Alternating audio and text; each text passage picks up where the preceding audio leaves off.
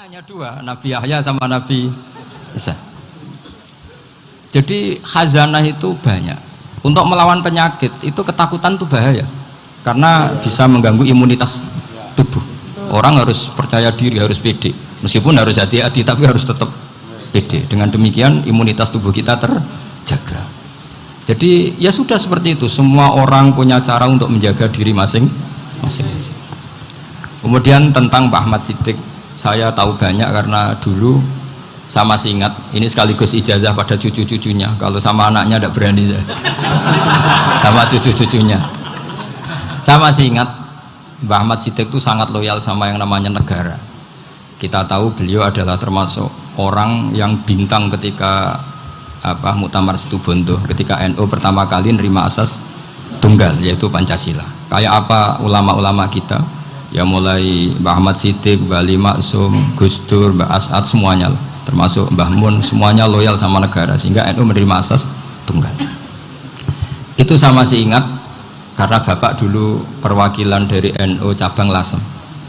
Beliau pernah ngundang Mbah Ahmad Siddiq di sini, zaman itu zaman Pak Dzufar ikut ngundang ke sini bapak saya. Itu saya menangi beliau ngisi pengajian di hallnya buyut saya, Mbah Umar bin Arabi. Jadi saya ini zuriyahnya Mbak Umar bin Arabi, sama dengan keluarganya Ki Hamid Pasuruan. Itu beliau cerita bahwa kemenangan Islam itu tidak harus kita yang menang kangelan. Kadang Allah bikin orang lain yang kangelan, kita yang ikut menang. Jadi dulu kata beliau, banyak ulama ketika kita diserang Jepang, saya masih ingat, saya karena pas itu ikut ke Lasem, karena saya santri sarang, Mbah Mun ngisi di Lasem, saya ikut di Lasem karena saya masih keluarga. Itu ulama-ulama itu mimpi dibacakan ayat ghulibatir rum fi adnal ardi wa hum mim ba'di ghalabihim sayaghlibun fi bid'i sinin lillahil amru min qablu wa min ba'du wa yawma idzi yafrahul mu'minun.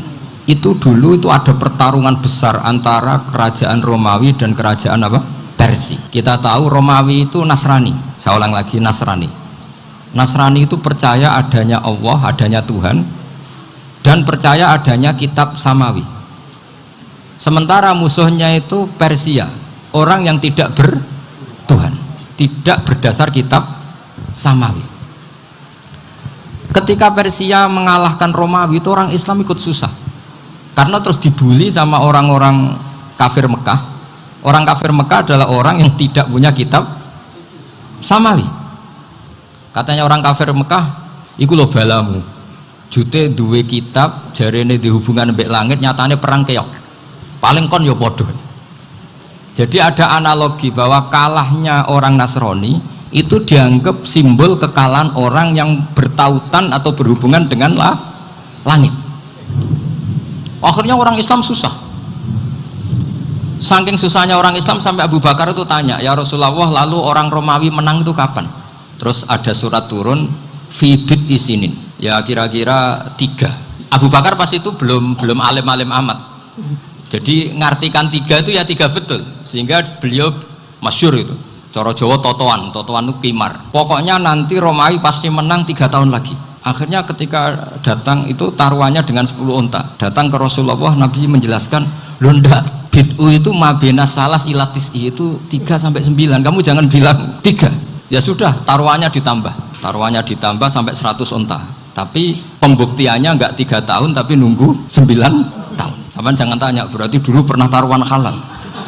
Zaman sebelum ngaji saya sampean sudah sering taruhan, jadi jangan nyalahkan saya. Nanti itu ada ilmunya, namanya nasah mansukh. Dan taruhannya Abu Bakar tidak kayak sampean, taruhan yang sangat-sangat demi Islam, bukan demi hadun nafsi. Betul, ketika tahun ke-7 orang Islam itu menang. Gila ya, tahun 9 itu umat Islam menang. Menangnya umat Islam mengalahkan musyrik Mekah itu di Badar. Romawi mengalahkan Persia. Gara-gara Romawi mengalahkan Persia itu cara berpikir orang tuh rubah. Ternyata langit itu ada, kekuatan langit itu ada. Sehingga meskipun akhirnya orang Kristen bilang ada Trinitas, terus mereka keliru dalam mengartikan Isa, tapi ada sekian nabi yang mereka sebut dan mereka hormati. Ada sekian kesamaan. Sehingga dalam Islam, saya ulang lagi, dalam Islam, andai kan disuruh milih orang komunis sama orang Nasrani, Islam tentu sama-sama kerjasama, milih sama yang Nasrani. karena ini ahli kitab, kerjasama loh, bukan milih menjadi Nasrani. Nanti kamu salah paham, senangannya terus bully. Itu semangatnya pasti hasud ya. Nah, terus lalu relevansinya dengan Indonesia gimana? Wa yauma idzi yafrahul mu'minun, ketika orang Romawi yang punya kitab samawi mengalahkan Persia yang tidak punya kitab samawi, itu orang Islam ikut bunga, ikut gembira. Itu semua kiai banyak yang mimpi seperti itu. Ini cerita Pak Ahmad Siddiq, saya dengarin itu. Ternyata betul, Jepang itu nggak dikalahkan Indonesia. Jepang, Hiroshima dan Nagasaki dibom oleh apa? Sekutu. Akhirnya Jepang pulang. Pas Jepang pulang, Indonesia merdeka. Itu dulu kiai-kiai sudah nakwil bahwa menangnya Indonesia itu tidak harus mengalahkan penjajah. Pokoknya nanti penjajah ada yang mengalahkan. Jadi orang Islam zaman itu tidak bisa mengalahkan Persia. Yang mengalahkan itu Romawi. Tapi orang Islam ikut gembira. Itu sebenarnya wa yauma idzi yafrahul mu'minun binasrillah. Jadi orang itu cara berpikir Quran itu beda. Sehingga saya ini cerita ke cucu-cucu Mbah Siddiq karena ya nasabnya sama sampai saya, karena sama-sama sampai Mbah Sambu. Bedanya keluarga saya lewat Mbah Abdul Azim, kalau yang keluarga sini lewat namanya Mbah Yusuf. Itu saudara sama Mbah Abdul Azim, sama-sama sampai Mbah Sambu. Tapi keinginan saya tentu bukan sekedar silaturahim gagah-gagahan diceluk Gus. Celuk Gus repot. Nak ora alim ra pantes. Nak beling ra pantes. Salam template 1.000 jaluk swarga. Tuhan, kok mentalan yang 1.000 jaluk. Kamu nginep di hotel 100.000 itu tidak cukup, apalagi untuk bayar apa? Surga. Itu nggak sopan sekali. 1 juta ya nggak bisa itu. 100 juta juga nggak jelas juga. Terus sampai mendingan nggak usah salam template. Malah nggak mungkin masuk surga kalau. Jadi dulu yang namanya zuriyah, sampean tenang saja, nasab sampean tidak kalah dengan kita, karena nanti setelah di kuburan itu gus-gus itu nggak penting. Semua kalau ditanya bapak kamu siapa, jawabannya siapa? Nabi Ibrahim. Sudah parmin parlan hilang semua, sudah aman pokoknya nanti. Karena kalau nanti ditanya malaikat bapak kamu siapa, jawabnya Nabi siapa? Ibrahim. Makanya saya itu pemuja Allah yang serius. Sampean ya pemuja Allah, tapi kan kadang kurang alim. Saya ini pemuja Allah serius. Saya itu kalau ngaji, ya ngaji biasa belajar, itu sering nangis seneng. Misalnya saya baca tadi, Miftahul Jannah la ilaha illallah, lung kunci kok dikasihkan. Kita ini masuk neraka gak pantas, enggak bawa kuncinya kok masuk. Harusnya kita ini masuk surga, kita kan pegang kunci surga, gak pegang kunci neraka. Maka aneh kalau kamu masuk neraka itu aneh. Coba kita pegang kunci surga apa kunci neraka? Tapi kadang teman saya suka neraka ora ono kuncine. Karena tidak ada pintunya. Terus saya bilang, kamu kok tahu? Memangnya mau ke sana, kata saya. Saya tidak punya rencana tahu neraka. Karena nanti di antara syafaatnya Quran itu orang kalau mau masuk neraka tidak jadi. Ya nggak apa-apa ya, diatur sendiri. Jadi di antara syafaatnya Quran itu orang nggak jadi masuk neraka. Jadi syafaat itu ada 2, dari neraka diangkat ke surga, dan itu bisa lama itu. Tapi kalau syafaatnya Quran itu yang belum masuk neraka supaya nggak jadi masuk neraka. Karena neraka juga punya aturan, dia juga kena aturan fikih. Jadi betul ini, saya ada guyon. Jadi kena konstitusi apa? Fikih. Sama tak ceritani syafaatnya Quran itu ada orang itu beling itu fasik.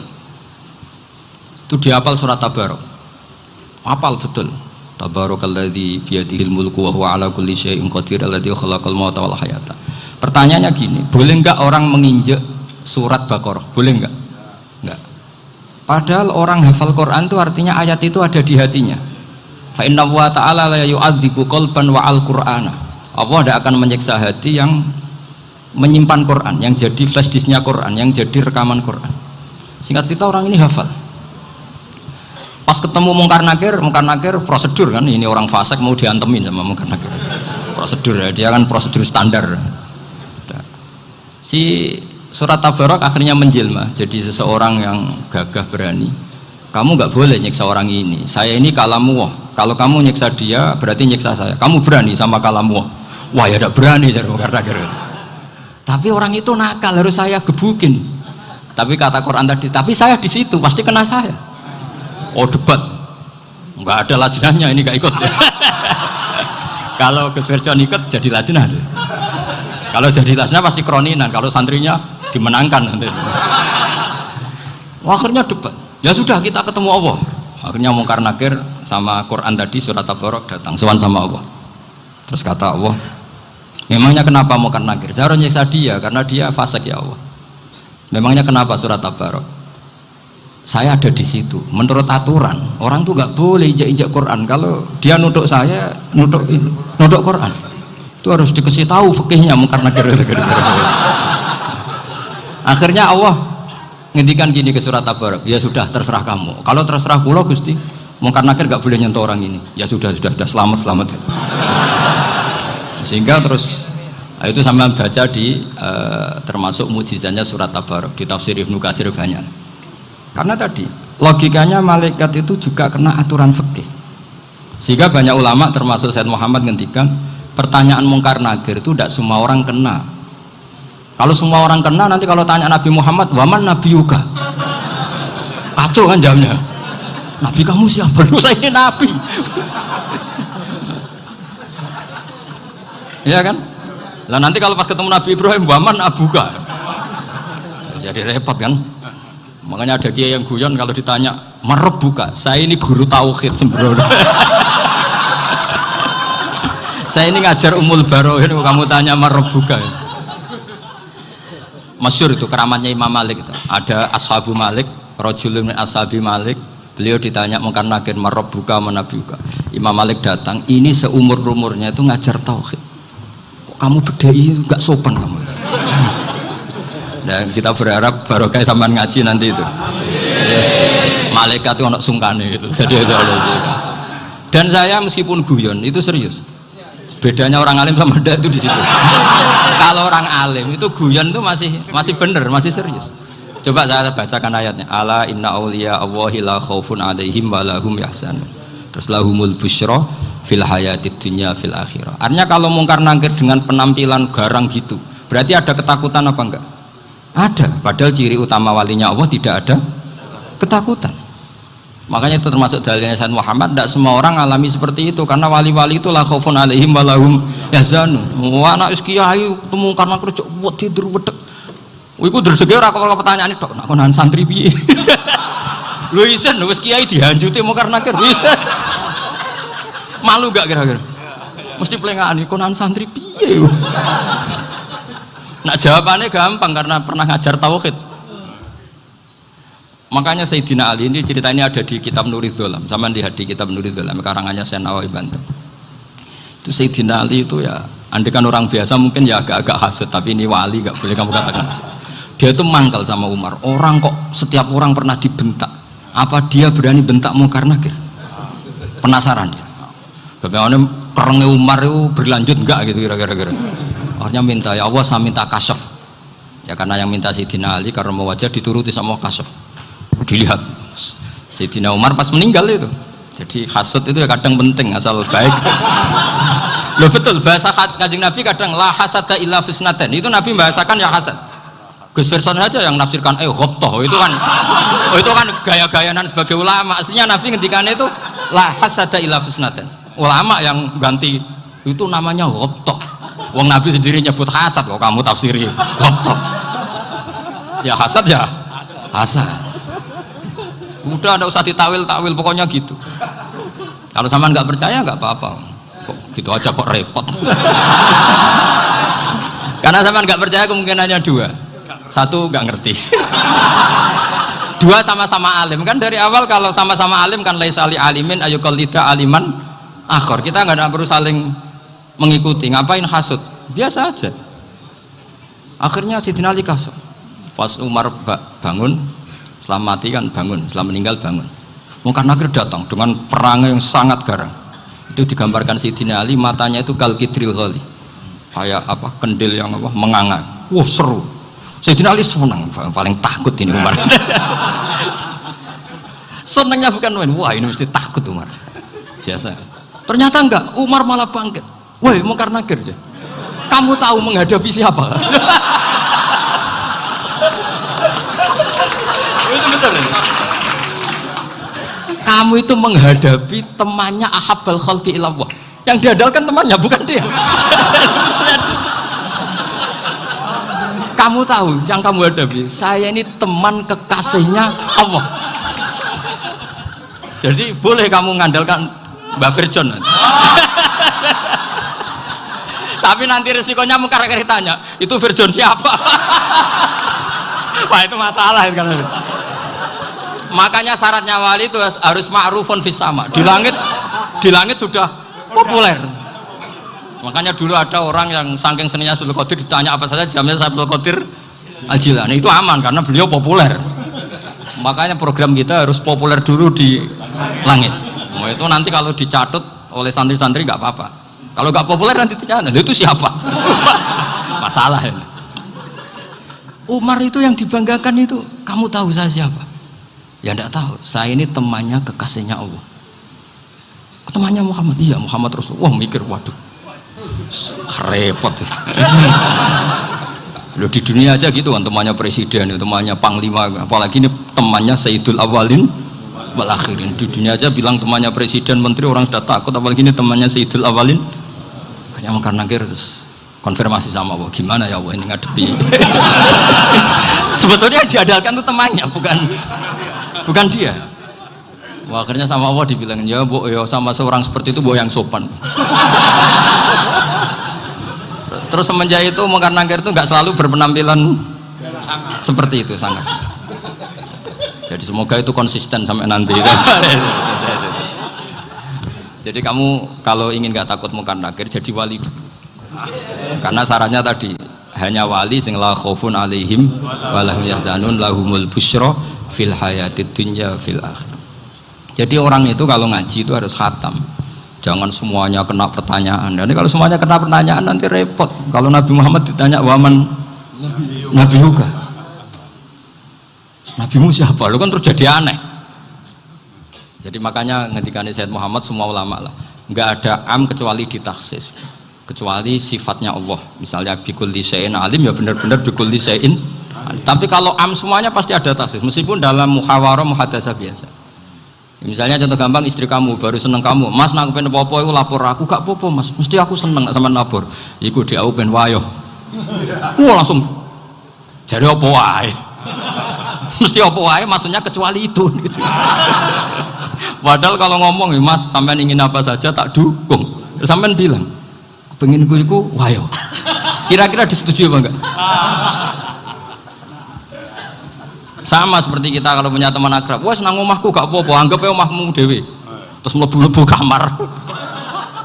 Jadi tidak ada am kecuali ditaksis. Artinya kalau ada cerita bahwa orang mati pasti ngalami ditanya Mungkar Nakir, itu pasti ada am yang ditaksis. Itu pasti tidak dialami para anbiya, para auliya. Karena ciri utama wali itu la khaufun alaihim walahum yahzanun.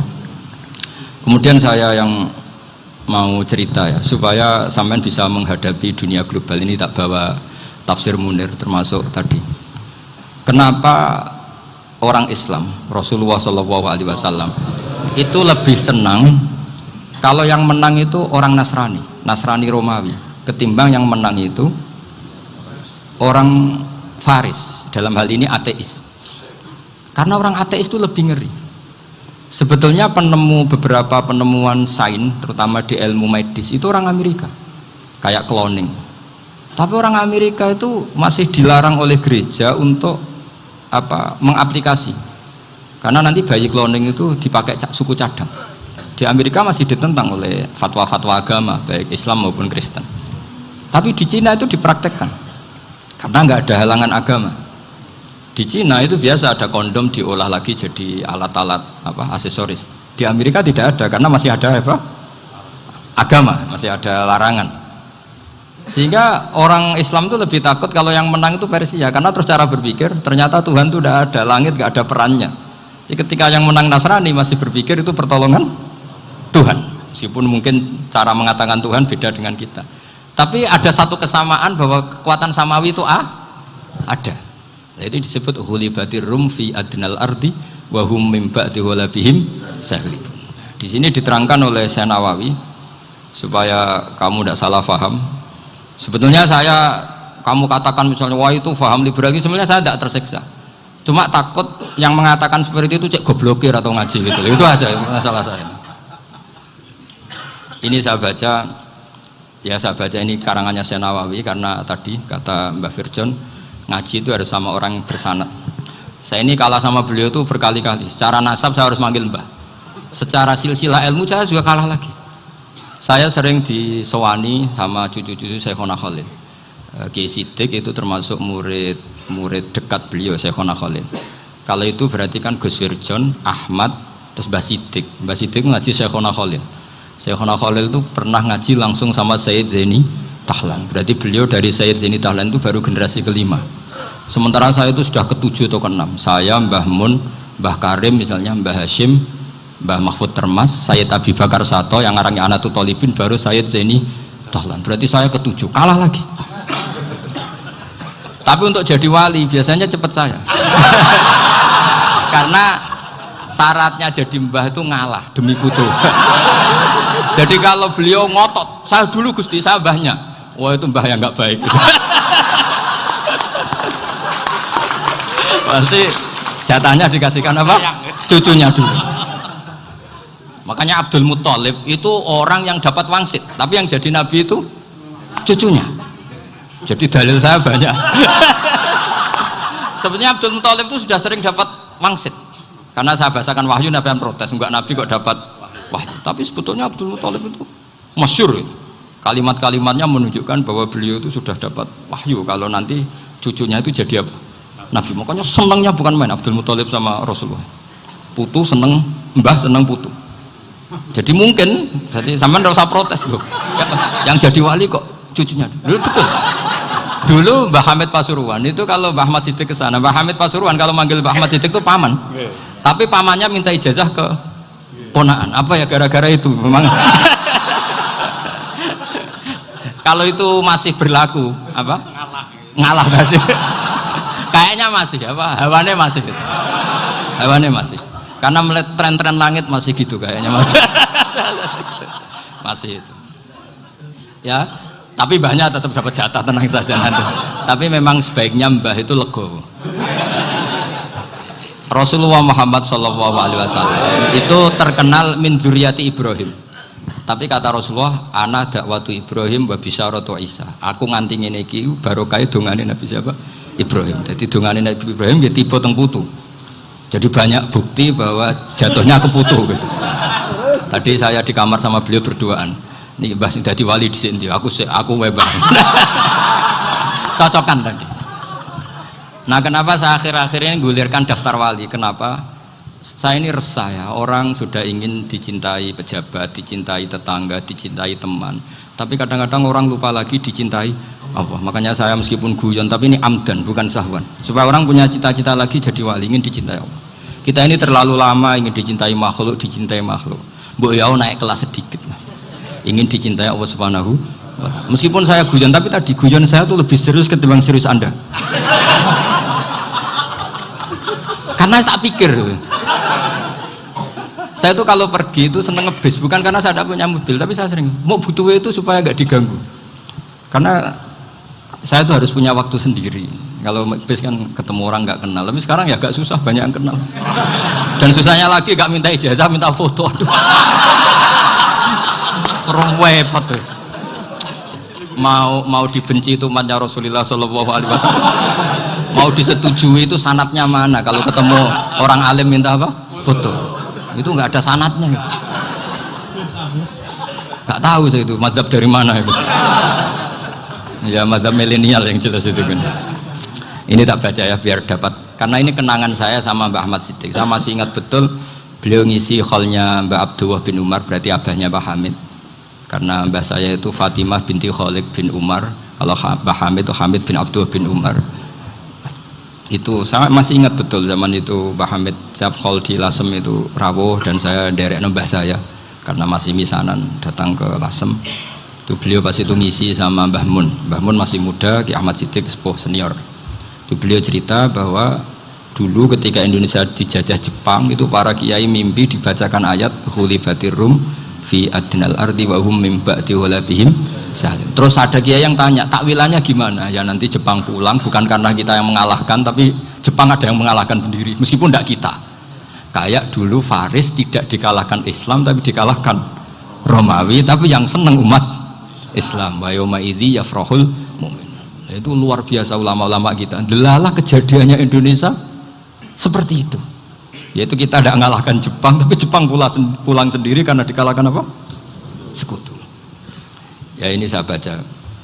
Ini tidak usah dicek bacanya benar apa enggak.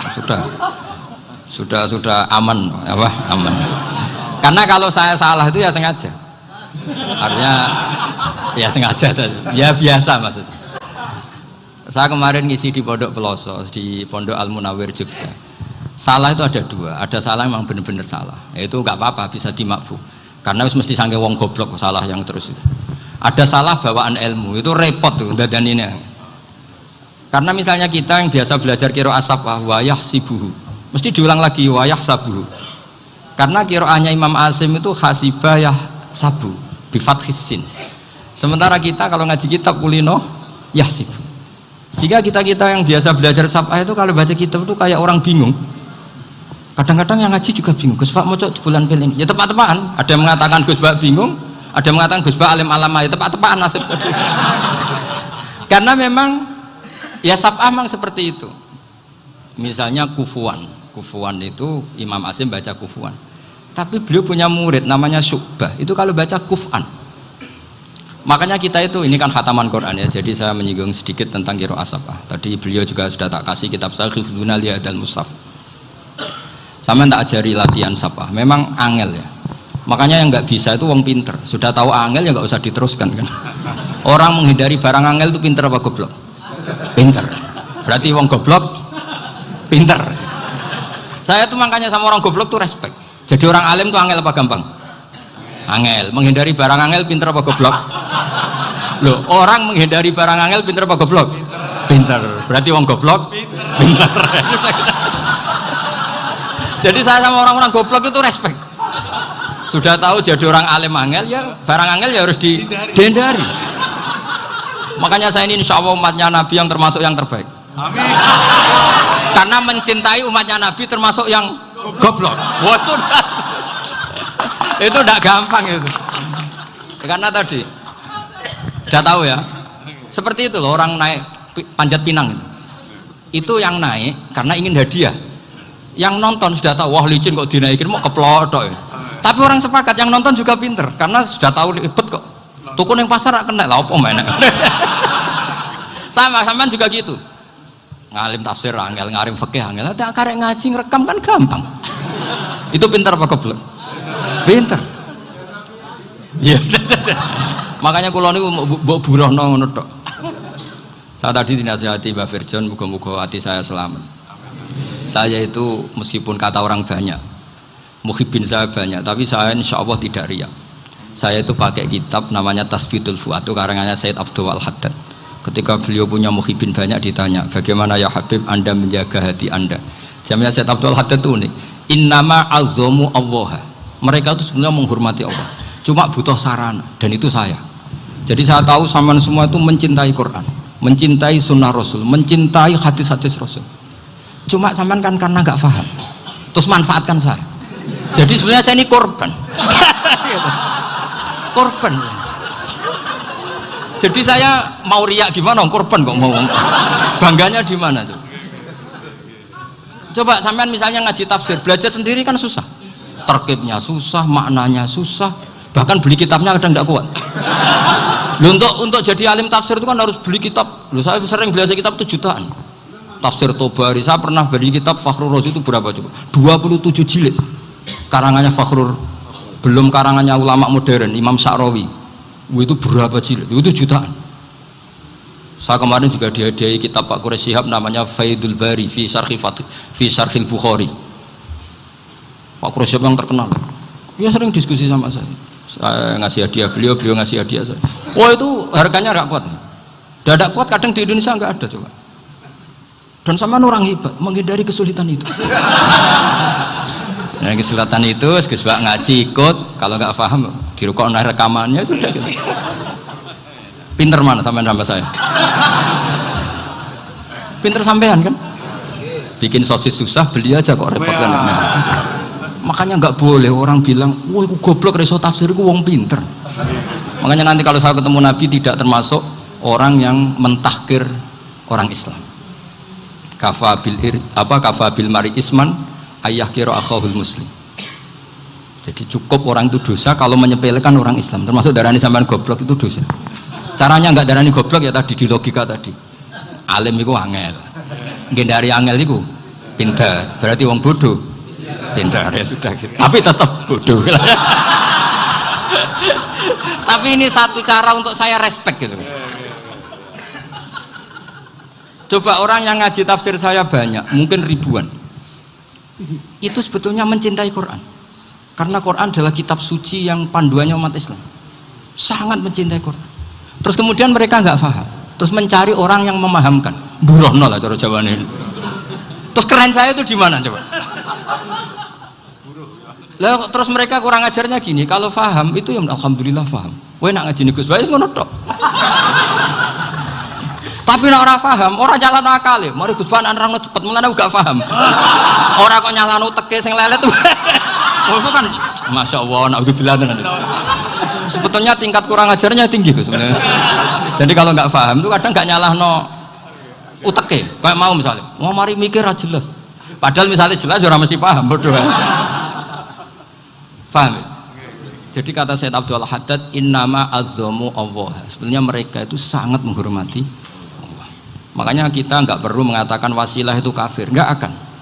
Karena orang tawasul sama Rasulullah itu ingin dapat ridhonya Allah lewat orang yang dicintai Allah. Kita mencintai wali sebenarnya, wah itu kekasih Allah. Kita mencintai itu karena mencintai Allah. Sama seperti gini, kamu mencintai kangkung apa enggak? Sebenarnya sama sekali enggak. Tapi kamu ingin sehat, ada asupan gizi, kamu ingin tubuh kamu sehat, butuh asupan gizi, kemudian kamu makan kangkung, apa terus kamu cinta kangkung? Kan enggak, cinta kesehatan kamu sama. Orang yang mencintai saya sebenarnya ingin kepuasan rohani. Saya kan termasuk kiai yang torekonya gampang, ini swarga kan akhirnya penggemarnya banyak. Coba kalau kamu ini neraka jadi sebetulnya Anda mencintai kepuasan Anda nah saya ini korban. Makanya untuk masuk surga cepat saya, korban itu cepat. Da'watul mazlum la turaddu kan gitu.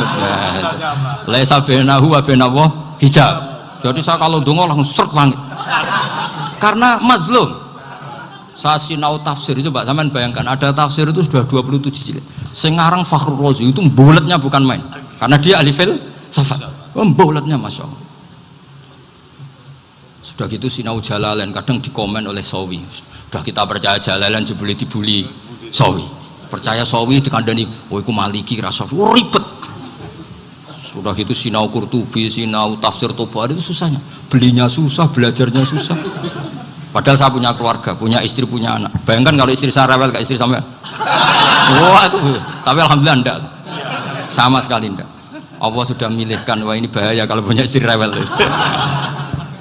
Imam Sibawai itu kitabnya banyak, tapi yang terbukukan hanya kitab Sibawai. Karena beliau kalau sudah belajar lupa istri. Hanya pas beliau di pasar, kitabnya dibakar semua sama istrinya. Karena dianggap saingannya. Ternyata yang dicerai tidak kitabnya, malah istrinya. Itu Imam siapa? Sibawai. Tapi alhamdulillah kitab saya nggak terbakar, aman. Saya teruskan ya. Jadi untuk menjaga riya dilatih innama azzamu Allah. Sebenarnya mereka itu menghormati Allah. Sehingga wasail-wasail itu sebenarnya nggak pernah jadi subjek pelaku utama, enggak. Tetap Allah. Sebab itu kata Sayyid Muhammad, kamu kok mengatakan wasilah itu kafir itu gimana? Ketika innallaha qad ba'atsa lakum taluta malika. Talut itu ya manusia. PD-nya itu apa?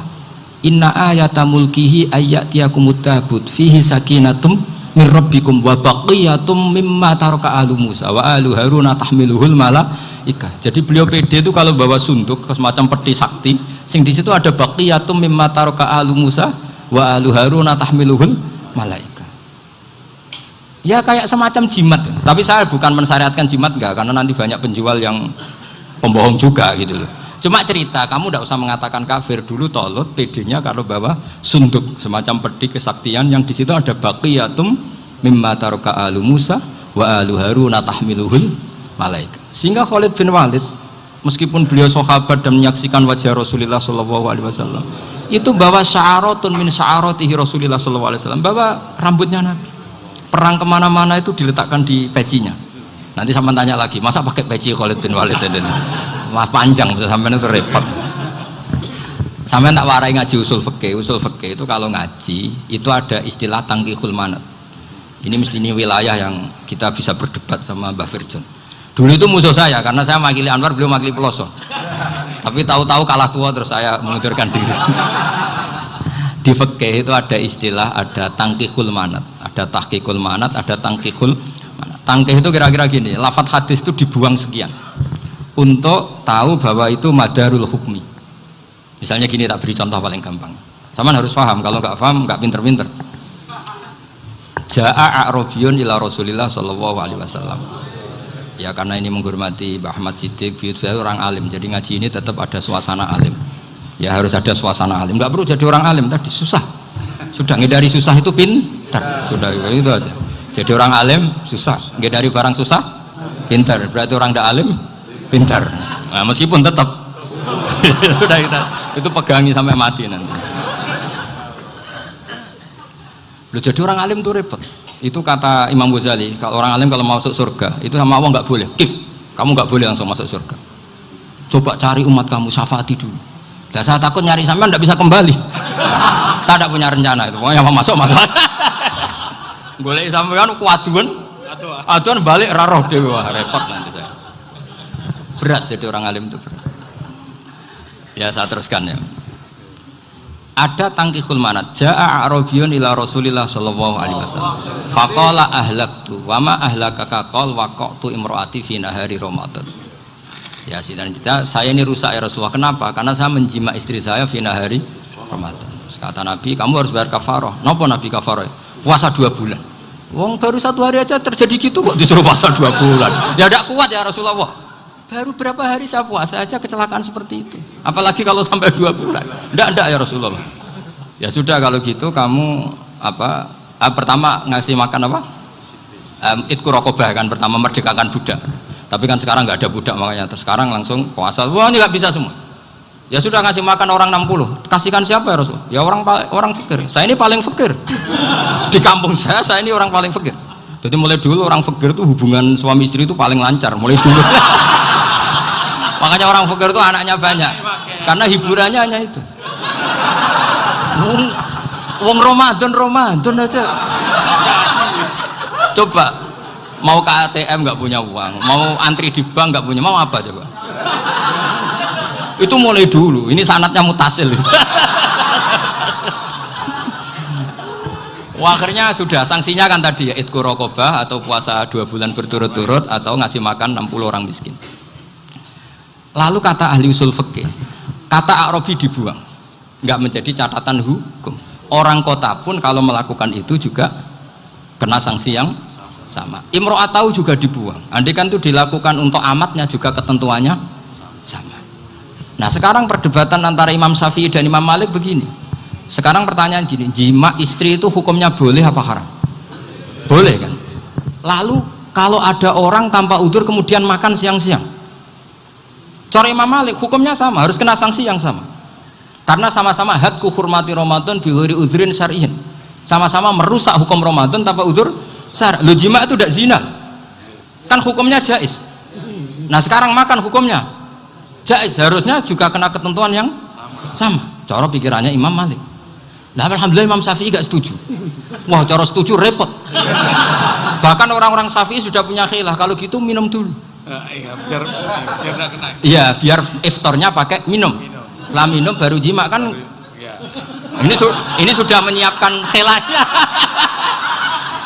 Ini khas Syafi'i ini, bongsong rekayasa hukum. Nanti bisa belajar jauh cara ngakali hukum. Makanya guyonan yang masyhur Gus Dur itu gitu. Ada seorang kiai atau Gus lah, ya punya salah, namanya manusia kan punya salah, entah cangkruk entah apa, pokoknya punya salah. Ada wartawan yang ngiranya semua kiai itu orang suci, sehingga tanya sama Gus Dur, Gus itu ada kiai kok ya pokoknya salah lah, tapi jangan bayangkan dosa besar, enggak, kecil-kecil aja. Itu gimana itu? Padahal kiai kan orang suci. Jawabnya Gus Dur lucu. Ya justru yang boleh salah itu para kiai. Kalau kamu nggak boleh.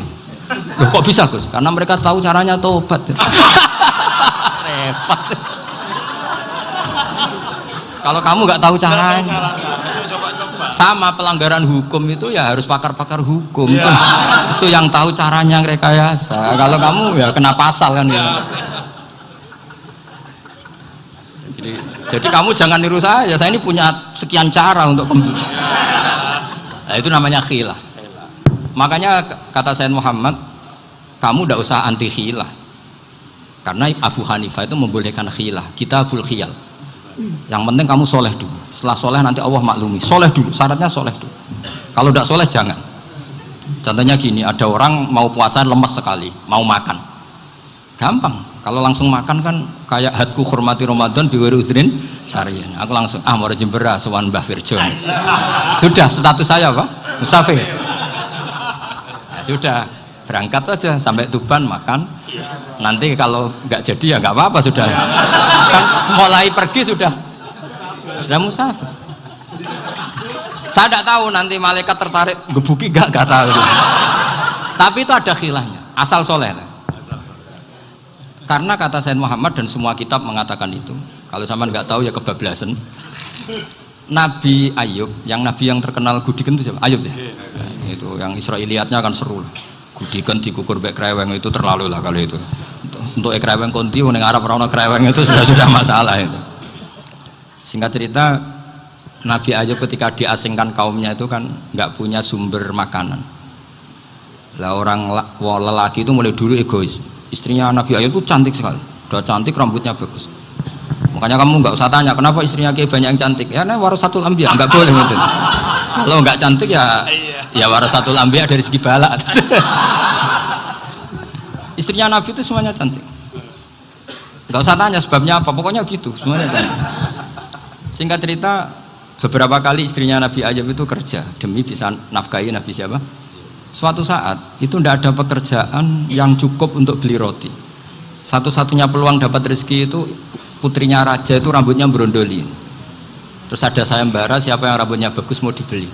Sampai rambutnya istrinya Nabi Ayub itu dijual. Nabi Ayub tersinggung karena itu mengurangi kecantikan. Jadi lelaki mulai dulu gitu. Udah nggak urun kalau istrinya nggak cantik itu komplain. Itu khasnya lelaki. Jadi kalau kamu gitu ada sanadnya juga, tenang saja ya. Komplain ya pegawaian itu. Saking mangkelnya Nabi Ayub terus ngendikan la adriban naki mi'ata sautin. Kamu akan saya pukuli dengan mi'ata sautin atau dengan 100 cambukan. Atau mi'ata dikhtin atau mi'ata apalah sesuai konteks zaman itu. Engko namanya pecut tuku konti kok ribet lagi. Singkat cerita akhirnya ketahuan bahwa istrinya menjual itu demi Nabi Ayub. Allah nggak ridho kalau kekasihnya yaitu istrinya Nabi Ayub wis perjuangan kayak gitu malah kena hukuman. Tapi Allah juga nggak ingin kekasihnya yang bernama Ayub melanggar sumpah. Padahal beliau sudah sumpah, wallahi demi Allah nanti tak pukul dengan 100 kali. 100 kali dengan lidi lah misalnya, contoh yang gampang tuh lidi. Akhirnya sama Allah dikasih satu solusi. Wa khud biyadika dikhtan fadrib bihi wala tahnas. Ya sudah, lidi itu ikat jumlahnya 100. Terus pukul sekali saja, anggap saja sudah 100. Iku pangeran sing wari ngakali ngono iku pangeran. Tapi syaratnya soleh, syaratnya soleh. Jadi kalau kamu anti khilaf berarti anti ajarannya Allah di ayat itu. Wa khud biyadika dikhtan fadrib bihi wala tahnas. Itu dulu ada, ini cerita di Ithaf, ini cerita terakhir, ini sudah, sama jangan nama sudah. Terus pengumuman tadi yang nggak pernah sepuh ngutang saya itu haram tadi. Karena tadi saya punya kewajiban di rumah yang bisa menggugurkan ya kewajiban yang lebih besar. Lebih besar itu ya tadi bisa pernah guru, pernah sepuh. Yang jelas nggak umur. Umur sampean menang kabeh itu. Tua-tua serepot itu. Ada raja itu ganteng kaya, senengannya nikah perawan cantik. Itu semua kampung mesti kenal. Mungkin digilir atau gimana pokoknya. Suatu saat ada pemuda suka sama perempuan yang di kampungnya, cantik sekali. Kemudian pemuda ini ternyata pekerja di kerajaan itu. Tiap hari ditanya, oh itu yang di kamu yang cantik siapa? Mau saya nikahin gini. Wah bahaya ini, saingannya raja. Jadi yang dibidik pemuda tadi itu saingannya. Si raja ini orang yang namanya raja kan gengsinya tinggi. Kaifa tankihuha wa qad ra'aitu qad qabbalaha rajulun. Kok nikah piye? Saya itu pernah melihat dicium lelaki. Wah, gak mau. Gak gelem wis kadung ditambung lan wa qad qabbalaha rajulun. Saya pernah melihat sendiri qabbalaha rajulun, dicium oleh lelaki. Wah, sudah gak minat raja langsung gak keren. Suatu saat pemuda tadi nikahi perempuan itu. Rajanya marah-marah, kamu lelaki gak punya harga diri gini. Gak punya selera, gak punya harga diri, sudah pernah dicium orang kok tetap dinikah. Terus bilang ke raja, ta'rif manir rajul, lelaki itu siapa? Abuha. Kamu tahu lelaki itu siapa? Sopo? Abuha. Bapaknya. Saya kan hanya bilang rajulun. Pernah dicium lelaki. Lah pikirannya raja lelaki kue-kue ngene iki. Tapi butuhnya canom mau rojo ben gak sido itu aja tuh. Baru kayak digulirkan gitu wakot kebalah rojulun. Wah nggak mau. Setelah itu suatu saat pegawainya tadi nih kayak perempuan. Kamu nggak punya harga diri gini. Kamu tahu mandir rojul apa abu? Wah nak ngono aku gak poho-poho. Lah monggo saat ini wis bojo kula. Ora trimo wis diambung wis macam-macam. Lah itu namanya khilah. Apa? Khilah. Kalau di Balawa disebut tauriyah atau apalah. Tapi saya tidak ngajari sampean seperti itu. Sudah pinter sebelum saya ajarin. Bangsa ngakali kan sudah pinter. Ya ini terakhir tak baca Arabnya saja nanti. Bismillahirrahmanirrahim. Biar dapat barokahnya Syekh Nawawi juga barokahnya guru-guru. Bismillahirrahmanirrahim. Wasababu nuzuli hadil ayati annahu kana baina farisa war rumi qitalun wa kanal musyrikuna yawadduna antaghliba farisu ar-ruma li anna farisa kanu majusiyan ummiyin wal muslimuna yawadduna ghalabatar rum ala faris liqaunihim ahla kitabin. Jadi zaman dulu orang Islam lebih senang kalau yang menang itu orang Nasrani. Kalau bandingannya ateis, karena bagaimanapun percaya kekuatan langit. Sementara orang ateis sama sekali tidak percaya kekuatan. Apapun bedanya kita dengan Nasrani itu ada kesamaan, yaitu percaya adanya kekuatan langit. Sehingga ketika orang Romawi kalah itu orang Islam ikut susah. Paham ya? Makanya ini tak baca biar sampean enggak macam-macam pikirannya. Fab'atha Kisra saat terusnya, ya pokoknya seperti itu. Akhirnya Rasulullah SAW berdoa lebih seneng yang menang itu Rom karena ahli kitab. Artinya apa? Kemenangan ahli kitab adalah kemenangan makhluk atau hamba Allah yang mentautkan kekuatan kita di bumi dengan kekuatan langit. Makanya saya berharap selain kita ikhtiar medis, kita harus memperbanyak istighfar. Bagaimanapun semua itu dari Allah Subhanahu wa Ta'ala. Kita menghormati negara dengan ikhtiarnya, tapi saya mohon sekali kita juga istighfar, karena semua itu juga ditentukan oleh Allah, oleh langit. Jadi yang dikatakan mukjizat itu seringnya kan dikasih definisi satu pertunjukan yang di luar kemampuan manusia. Sehingga tongkat Nabi Musa membelah Laut Merah disebut apa? Mukjizat. Ontanya Nabi Soleh keluar dari batu disebut apa? Terus lucunya disebut alasannya karena manusia tidak mampu. Memangnya manusia mampu bikin onta normal yang lewat indukan? Mampu enggak? Enggak. Artinya umatnya Rasulullah lebih sering melihat kekuatan Allah Subhanahu wa Ta'ala kulla waqtin wa hinin, setiap saat, karena cara berpikir sudah dibenahi Al-Qur'anul Karim. Paham ya? Maka untuk jadi wali umatnya Nabi itu lebih mungkin karena melihat kedahsyatan Allah setiap saat. Tidak usah nunggu sesuatu yang super kayak apa? Kan filakil bahri, sebagaimana laut terbelah oleh tongkatnya Nabi siapa? Musa. Terus ketiga, kalau logika mukjizat gini itu terus menerus seperti yang dialami Nabi Musa, resikonya adalah umat selalu menuntut hal yang aneh-aneh dan melupakan hal yang pokok. Itu lebih bahaya lagi. Misalnya begini contoh gampang, kita ini hidup di bumi setelah sampean belajar ilmu falak atau astronomi atau belajar geologi, planet yang sebesar ini apa, semuanya itu sudah maha dahsyat. Gara-gara kita berpikir butuh kejadian yang aneh, ya gara-gara ingin kejadian yang aneh, mungkin lama-lama Anda ingin cari model hewan yang kepalanya itu di pantat, baru percaya kudrahnya Allah. Lama-lama kamu jadi dukun, seneng ular yang berkepala manusia, itu baru dahsyat. nanti menjadi klinik. Makanya kritiknya ulama, mukjizat itu tidak perlu dituruti. Karena kalau dituruti itu bahaya bagi kelangsungan kenormalan kita. Makanya kata Abdul Hamid Khan, termasuk kitab yang saya kagumi, kata beliau begini, yang menjadikan orang kafir adalah dia nganggep kudrohnya Allah Ta'ala itu bergantung sesuatu yang dasar.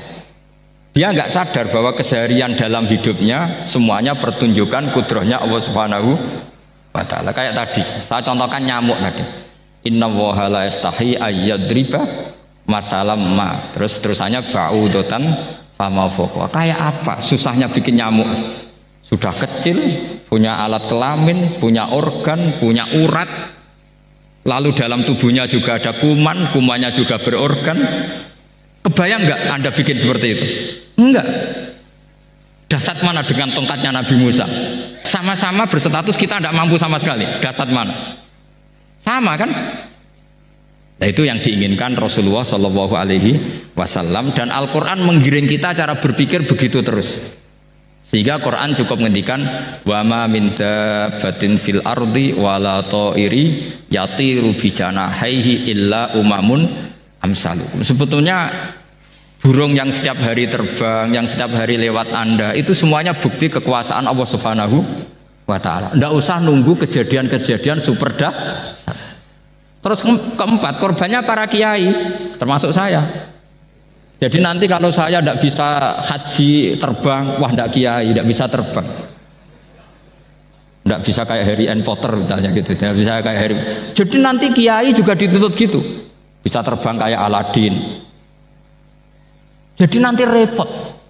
Semua kebenaran agama bergantung pimpinannya ini punya kedasatan itu. Akhirnya celakanya apa? Ada orang yang pura-pura dasar tapi penipu, kayak kasusnya Dimas Kanjeng. Jadi makanya nanti itu saya akan memberi penjelasan tentang apa?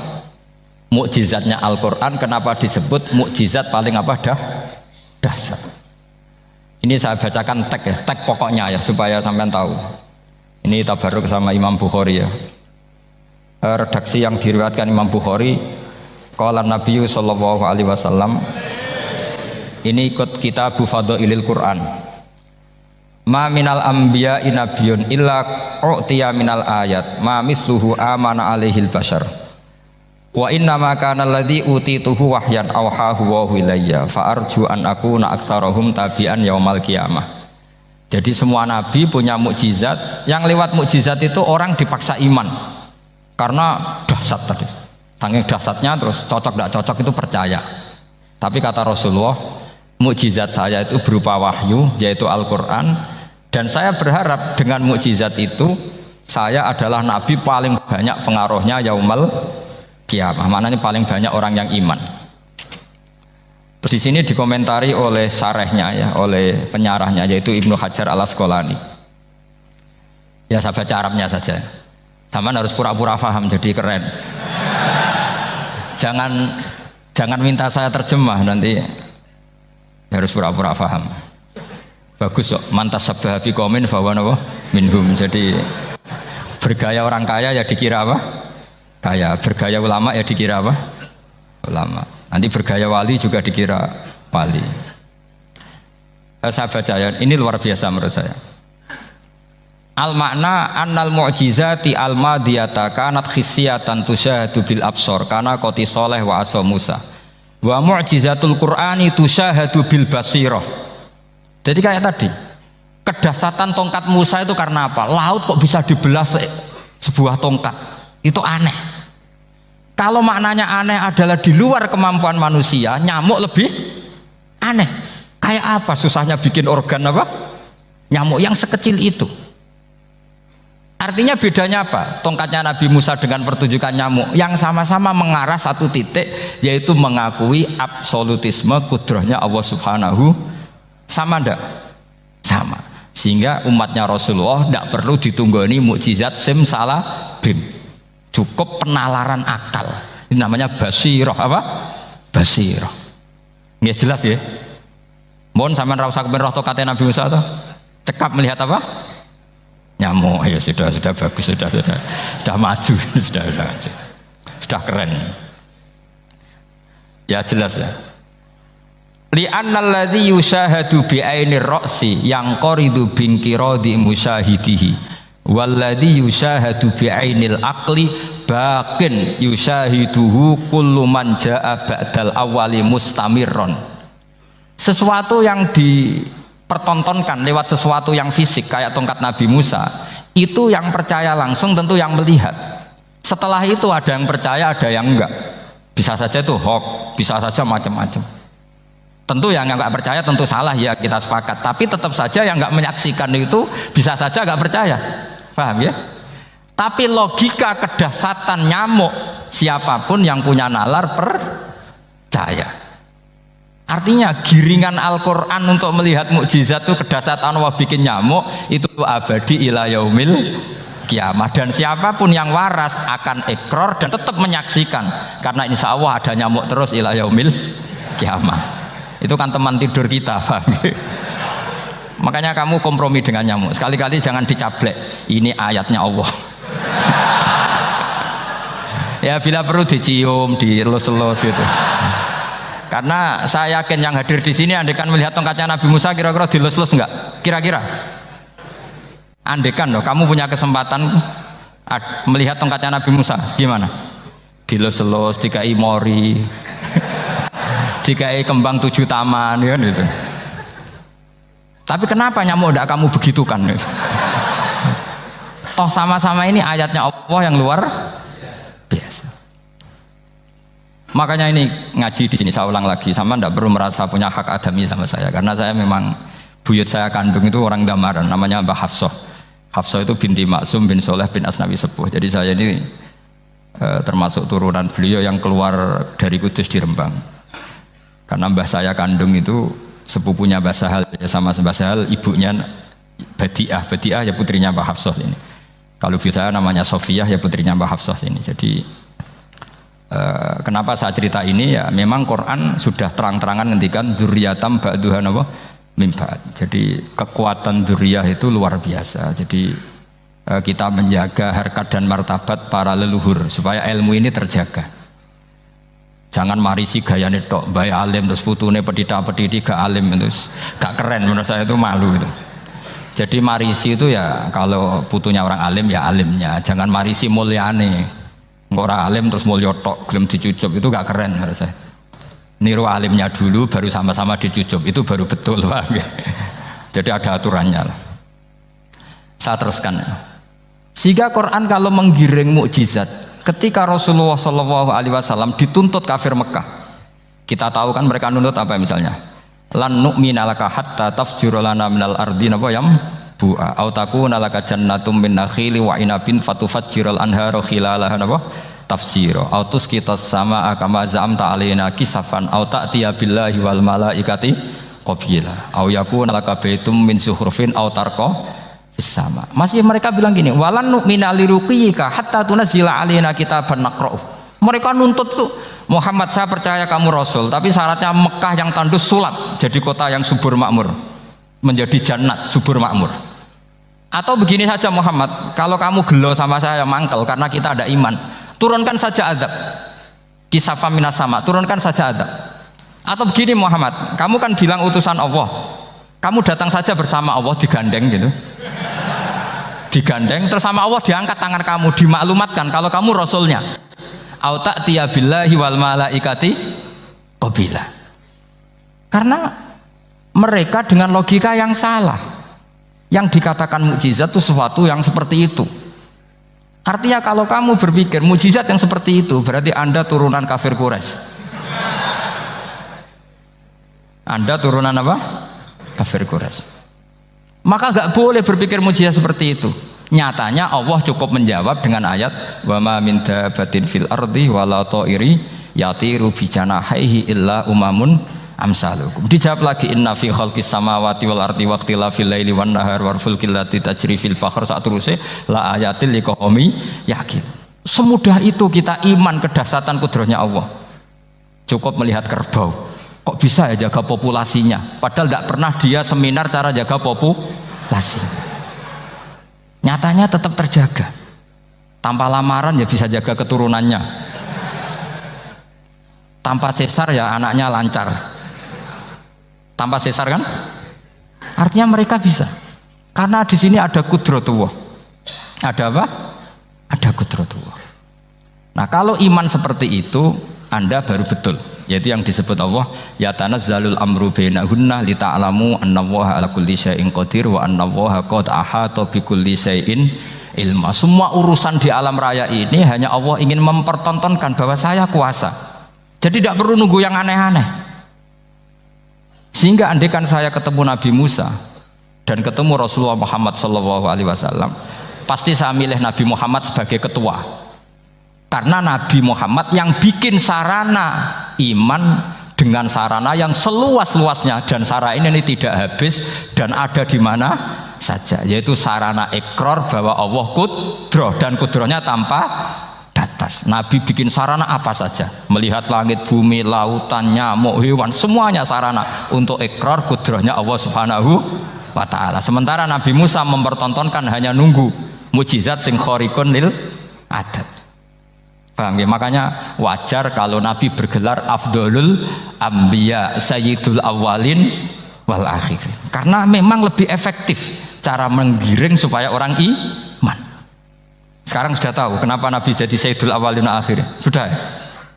Mungkin kemarin-kemarin tahu tapi gak tahu logikanya. Pokok iman selewat ke musola ngaji iman, itu iman yang kurang betul itu, karena tanpa nadzor.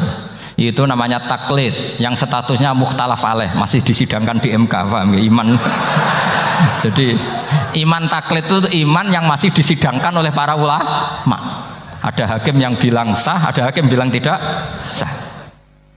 Tanya anak-anak Qudsiyah, imanul muqallid itu mukhtalaf alaih apa mujma' alaih? Mukhtalaf alaih. Kalau imanu ahli nadzar mujma' alaih. Insyaallah barokahnya ngaji ini semuanya min ahli nadzar, apa? Min ahlin, jangan amin sudah jadi, ini sudah jadi ini. Kalau amin kan masih berdoa, bisa makbul bisa ndak boleh iman kok, ayo iman kepada Allah dan Rasul, amin, ndak boleh. Sesuatu yang pasti ndak boleh diamini, itu kan jadi kacau nanti. Harus bilang apa? Sami'na wa ta'na. Nanti lama-lama kamu disuruh Allah, ayo sholat, amin. Ndak boleh, jadi amin itu ada aturannya. Tapi bukan berarti saya nyalahkan jenengan, enggak. Ya memang salah gitu. Jadi kan. Ya usah saya memang statusnya salah. Ya saya ulang lagi ya. Berarti Rasulullah adalah Rasul yang sukses membuat sarana orang kembali ke Allah, mengakui kudrohnya Allah dengan sarana apa saja. Melihat rumput, melihat hewan, dan hewan itu ya apa saja. Gabah itu apa saja. Hewan yang melata di bumi apa saja, semua bukti kudrohnya Allah. Bahkan Rasulullah sukses membiarkan umatnya nggak ditunggui beliau tetap iman. Mergo ditunggui konsep sing super, gini kok Al-Qur'anul Karim. Jelas ya? Tapi caranya memahami ya seperti yang saya terangkan ini. Ya saya baca lagi ya, yang jadi annal mu'jizati, pakai jamak muannas salim, annal mu'jizati al-madiyata, mukjizat-mukjizat yang sudah kelewat itu kanat khisiatan, bersifat fisik, tusyahadu bil absor, hanya bisa dilihat dengan mata kepala, karena qoti soleh wa aso Musa, wa mu'jizatul qur'ani tusyahadu bil basirah. Sementara mukjizatnya Quran disaksikan dengan mata hati, dan setiap orang punya mata hati. Fayakunu man yattabi'uhu li ajliya aksar li annal ladzi yushahadu bi ainir ra'si yang qaridu bin qiradi musyahidihi wal ladzi yushahadu bi ainil aqli baqin yushahiduhu kullu man jaa badal awal mustamirron. Sesuatu yang dilihat dengan mata kepala, setelah para saksi ini meninggal, maka setelahnya mencari-cari, bisa percaya bisa enggak. Tapi mukjizat yang disaksikan mata hati, siapapun percaya dan sampai ila yaumil kiamat. Dan tentu Quran lebih unggul dalam hal ini. Dan insya Allah kita semua adalah ahli Quran. Yaitu harus punya kesimpulan falamma tabayyana lahu qala a'lamu annallaha ala kulli syai'in qadir. Sebagian ayat wa li ta'lamu annallaha ala kulli syai'in qadir wa annallaha qad ahata bi kulli syai'in ilma. Itu kenapa mukjizatnya Quran dasar. Itu yang gampang-gampang ya, melihat nyamuk, unta, kerbau itu yang gampang. Anda tak naikkan kelas sedikit menjadi agak ilmiah. Misalnya begini, kamu ahli falak. Misalnya kamu ahli falak. Misalnya kayak Batu Rehan ya. Itu pasti tahu kalau matahari dan rembulan dibikin Allah itu asyamsu wal qamaru bi husban. Bahwa matahari dan rembulan dibikin ini untuk hisab. Walladzi ja'ala syamsa diya'a wal qamara nura wa qaddarahu manazila li ta'lamu 'adadas sinina wal hisab. Sehingga ketika ternyata betul Samsiyah bisa dihitung menjadi tahun Samsiyah yang oleh bahasa milenial disebut Masihiyah. Sayyidina Umar agak tersinggung. Sebetulnya yang namanya hisab itu tidak ada hubungannya dengan Masehi dan Hijriyah, itu tidak ada. Semua berdasar matahari atau apa? Rembulan. Lah sialnya yang Samsiyah ini oleh bahasa internasional disebut apa? Masihiyah. Makanya Sayyidina Umar marah terus bilang ya sudah kalau gitu Qamariyah bikin apa? Hijriyah. Jadi itu sebenarnya nama politik. Sebetulnya kalau objektif yang jadi ukuran ya Samsiyah sama Qamariyah. Berhubung ini sudah diambil tetangga partai sebelah, akhirnya ya kira-kira gitu loh. Jadi kira-kira seperti itu. Akhirnya kita namanya apa? Hijriyah. Apa Samsiyah sama apa? Hijriyah. Sebetulnya yang asli ya Samsiyah, Qamariyah. Tapi nggak apa-apa lah. Dunia itu mesti ada politiknya. Lah yang repot orang-orang fanatik hukum pakai bahasa nasional itu repot. Jadi misalnya kematian Yesus Kristus itu mesti Batu Rehan kan nggak percaya. Akhirnya ditambahi kematian Sibeh. Karena kalau bilang iya kan percaya. Makanya ditambahi apa? Sibeh. Karena menurut orang Islam berkeyakinan Nabi Isa itu nggak terbunuh. Maka ditambahi apa? Sibeh. Saya dulu pernah usul. Karena beliau itu kalau manggil bahasa itu bude, jadi saya pernah sowan usul. Mbak ditulis gini saja, Mbak. Kematian Yesus dalam kurung katanya. Tapi mungkin terlalu vulgar ya. Jadi akhirnya dibikin apa? Sibeh ya. Di kalender Kudus kan apa? Sibeh ya, ditambahi Sibeh. Ya nggak apa-apa lah. Yang penting keyakinannya masih benar gitu. Jadi masih benar. Kalau usulan saya terlalu ekstrim, mas kasih apa? Katanya. Ya karena memang begitu kan, kita berkeyakinan Nabi Isa itu gak terbunuh. Wa ma qataluhu wa ma sholabuhu walakin syubbihalahu. Jadi ini saya teruskan. Ini paling masih seperempat jam ini. Kalau kelamaan sampai dolim itu ganggu kiai lama-lama. Gitu. Saya tadi sudah bilang sama panitia. Orang Indonesia itu gak sopan. Kalau suka kiai itu didatangkan. Itu agak masalah sebetulnya. Dalam etika itu masalah. Kalau seneng kiai ya sowan ngaji. Jangan sowan di dalam, itu ganggu ya. Sowan ngaji saja. Dulu Imam Malik itu anaknya raja itu. Imam Malik itu seangkatan dengan Harun Ar-Rasyid. Makanya jangan berharap kalau saya gampang diundang. Bukan karena saya sombong, memang etikanya seperti itu. Jadi Imam Malik diminta datang ke istana untuk ngajar anak-anaknya Harun apa? Ar-Rasyid. Masyhur Imam Malik tersinggung terus kata bang, al ilmu yu'ta la ya'ti. Ilmu itu disowani bukan sowan. Akhirnya Harun Ar-Rasyid minta anak-anaknya datang ngaji ke Imam Malik. Itu anak presiden. Imam Malik berani, al ilmu yu'ta la ya'ti. Tapi kalian beruntung karena saya hormat sama mbah-mbah saya di sini. Wong makom buyut saya itu ya berarti apa ya?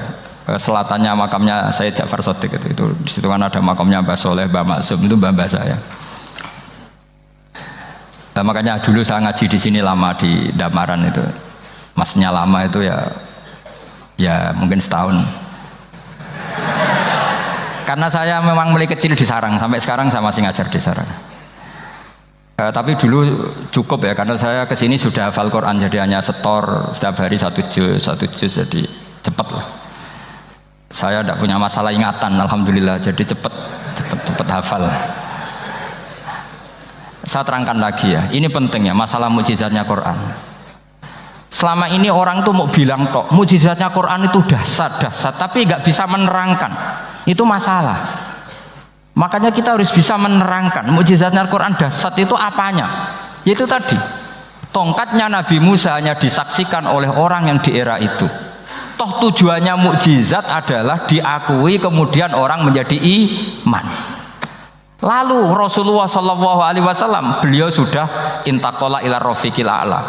Tapi konsepnya Quran menjadikan orang yang nggak ditunggui beliau tetap iman ila yaumil kiamah. Itu yang maksud fa'arju an aku na aktsarahum tabi'an yaumal kiamah. Mukjizat saya itu cukup Quran kata Nabi, dan dengan mukjizat itu orang akan iman ila yaumil kiamah. Caranya seperti ini. Karena tadi sedahsyat-dahsyatnya mukjizat tujuan utama orang terdikte supaya ikrar ngakui kudrohnya Allah. Lah ngono kok ngenteni tongkat sakti lah opo, cukup deloknya mau. Paham ya? Jelas ya? Alhamdulillah mau naik kelas ini sudah benar, ini sudah benar. Terus kedua begini, kedahsyatan Quran lagi. Quran itu bisa merunut, mentartibkan logika. Bahkan logika ini logika yang universal. Siapa saja merasakan logika itu. Misalnya begini, dulu orang kafir itu punya Tuhan banyak. Tentu yang dipertuhankan mana? Yang dipertuhankan itu banyak. Karena pikiran mereka urusan banyak, problem banyak, ya Tuhannya harus banyak. Ada BPKB 3D kan, istri cerewet macam-macam lah itu kan. Problemnya banyak, maka Tuhannya harus banyak. Karena Tuhan itu maknanya penyelesai masalah. Sehingga kalau masalahnya banyak, Tuhan harus banyak. Ketika Rasulullah membawa konsep satu Tuhan, mereka janggal. Makanya mereka bilang, aja'alal alihata ilaha wahida inna hadza lasyai'un ujab. Masa Tuhan satu? Ini aneh, nggak bisa. Tuhan harus banyak karena masalah kita banyak. Itu terpatri di otak mereka, terpatri. Lalu Nabi dengan santai diajari Allah menerangkan, andaikan kalian punya majikan banyak dan perintahnya beda-beda, kamu suka enggak? Ya enggak suka, mat, enggak enak. Punya majikan banyak itu udah enak. Milih mana majikan banyak sama satu? Satu aja, mat. Tuhan kamu adalah majikan kamu. Kalau banyak kamu bingung. Ya mat, satu aja mat. Itu segampang itu. Jadi menggiring, Tuhan itu kan bos kita, tuan kita. Kalau banyak berarti yang memerintah kita banyak, dan bisa konflik bos-bos kita ini karena berebut anak buah tadi. Akhirnya mereka, kalau kamu punya majikan banyak dan perintahnya beda-beda, semuanya minta dilayani, kamu pusing enggak? Ya pusing, mat. Minta mana? Majikan banyak sama satu? Satu saja Muhammad. Ya Tuhan kamu adalah atasan kamu, maka harus satu. Mereka paham. Oke, mat, Tuhan satu. Itu yang dimaksud darabawu matalar rajulan fihi syuraka mutasyakisuna wa rajulan salamal lirajul hal yastawiyani masalah. Langsung alhamdulillah. Karena mereka yang paling bodoh pun paham dengan logika itu, paham. Kalau Tuhan banyak, perintahnya banyak, kita repot. Maka Allah bikin satu masalan, yaitu rajulan fihi syuraka mutasyakisuna wa rajulan salamal lirajul. Satu lelaki, satu bos. Satu perintah. Kayak apa mudahnya Allah. Kemudian mereka tetap menuhankan Lata, Hubal dan Uzza karena mereka dipertuhankan. Sebenarnya nggak pernah Tuhan tapi dipertuhankan. Allah memberi contoh itu sederhana sekali. Wa daraballahu mathalar rajulaini ahaduhuma abkam la yaqdiru ala syai'in wa huwa kallun ala maulah aina ma yuwajjihu la ya'ti bi khair hal yastawi huwa may ya'muru bil adl. Kata Rasulullah, Lata itu menurut kamu apa? Ya Tuhan kami. Muhammad, Hubal ya Tuhan kami. Uzzah ya Tuhan kami. Lalu kalau mereka kotor ya saya mandikan. Kalau hidungnya coplok ya saya tata. Terus kata Rasulullah begini, kamu mau nggak punya budak atau pembantu yang buta, tuli, bisu? Kamu mau nggak punya pembantu loh ya, pembantu itu budak zaman dulu. Kamu mau nggak punya pembantu yang buta, yang tuli, yang bisu? Wah gak doyan mat, gak apa pembantu ngono. Lah pembantu saja kamu nggak mau yang gitu, kok malah punya bos begitu? Orang yang tuli, yang bisu, yang kopok, jadi pembantu saja nggak layak kok malah jadi pangeran. Paham ya? Arca dan berhala itu kan nggak bisa apa-apa. Kamu mau gaji ngasih THR pembantu yang kopok, bisu, picek, mau? Wong jadi pembantu saja nggak sah, kok mau jadi apa? Tuhan atau jadi majikan? Jadi Allah bikin contoh gampang sekali. Wadharaba mathalan rajulaini ahaduma abkam la yaqdiru ala shay'in, nggak bisa apa saja. Wa wakallun amala maulah, anane ngrepoti tok. Inama yuwajjihu la yati bi khair. Mudah sekali. Akhirnya mereka berbondong-bondong iman karena logikanya ditata oleh logika Al-Qur'an. Makanya agama ini sebenarnya nggak pernah datang dengan kekerasan, itu nggak pernah. Bil hujjah, dengan argumentasi, itu disebut qul falillahil hujjatul balighah. Nah sekarang orang rapati soal argumentasi, senengane neror. Nah, itu rapati ngaji. No. Sebenarnya agama ini mudah. Ad-dinu yusrun, agama ini mudah, logikanya gampang. Untuk tidak menuhankan Yesus atau Isa, Quran juga datang dengan penjelasan yang nggak jelimet, yang gampang saja. Kata Allah, mal masih ibnu Maryam illa rasul qad khalas min qablihir rusul wa ummuhu siddiqah kana yakulanit. Kok arani pangeran piye? Nek mangan ya lesu. Kamu kebayang nggak misalnya punya Tuhan terus mbok gratisi pas marung. Terus kamu bangga, alhamdulillah tadi habis ngratisi Tuhan. Tadi kelihatannya kelaparan, tak gratisi, senangnya bukan main. Kamu mau punya Tuhan yang seperti itu? Mau? Nggak mau kan? Allah menjelaskan karena ya kulanit kuduyan sego, artinya nak orang mangan yo lemes. Pas kamu minta ternyata Tuhannya baru lemes. Jadi Quran itu tidak sinis enggak, tapi menggiring logika bahwa ini tidak mungkin Tuhan. Wong kana ya kulanit. Gampang kan? Itu gampang. Gampang sekali, logika Quran itu gampang sekali. Dan masalahnya kita sekarang tidak mengkaji Quran yang sisi ini. Ya termasuk kritik kita ya, tapi ya sudahlah, ini dunia ya macam-macam. Ono sing ngaramno lomba, ono sing mendukung lomba, macam-macam. Saya tidak dalam posisi mendukung dan menolak. Saya 0-0, jadi tidak ke kanan tidak ke kiri dalam konteks tadi. Karena ya sudahlah, itu sudah takdir, semuanya takdir. Ada yang setuju ke lomba, ada yang mengharamkan apa? Lomba. Tapi sebetulnya kalau kita berpikir Quran diturunkan ya untuk yang saya terangkan ini, menjaga logika agama al-hujjah al-balighah ila yaumil kiamah. Karena kita tidak perlu tongkat lagi Nabi Musa, nggak perlu ontanya Nabi Soleh. Cukup dikawal aturan-aturan iman yang cukup mudah dan kita temukan di mana saja ayat-ayat itu. Yaitu wa ma min dabatin fil ardi wala ta'iri yatiru bi janahihi illa umamun amsalukum, atau inna fi khalqis samawati wal ardi, dan seterusnya. Nah, cara berpikir gimana Gus? Gampang tadi. Kalau tongkat Nabi Musa membelah laut adalah hal yang kita tidak mampu, memangnya kita mampu bikin langit bumi? Tidak mampu kan? Berarti ini sudah cukup menjadi ayat kekuasaannya Allah. Jelas kan? Maka mukjizat Quran ini mengawal umatnya Rasulullah SAW ila yaumil kiamat dengan logika seperti itu. Saya ulang lagi, dengan logika seperti itu. Maka ulama nggak boleh berhenti seperti saya ngomong terus seperti ini. Makanya ketika Allah lam yakunil ladzina kafaru min ahlil kitabi wal musyrikina munfakkina hatta ta'tiyahumul bayyinah. Bayyinah itu apa? Rasulun minallah yatlu suhufam mutahhar.